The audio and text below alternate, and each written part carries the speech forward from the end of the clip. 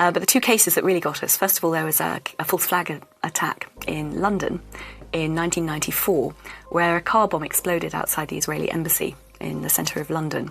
Now, I remember this vaguely. We're talking 14 years ago. It's a long time ago. But it was huge at the time. I mean, it was a huge worldwide story. Yeah. In fact, there'd been an earlier attack against some Jewish interest section in Buenos Aires earlier that year as well.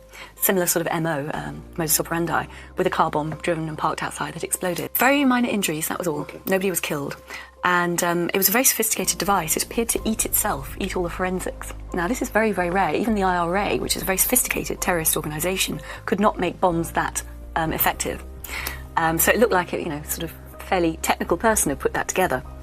But what emerged from that, the senior MI5 officer, who was in charge of the investigation into it and had seen all the evidence but also all the intelligence, which isn't necessarily admissible in court, wrote his formal assessment at the end of the case. And he said he reckoned that Mossad, the Israeli external intelligence agency, had bombed their own embassy.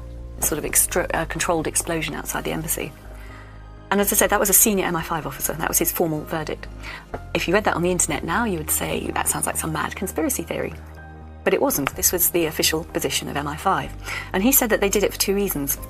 One, they were always hassling MI5 for increased security around their embassy and other interests in London.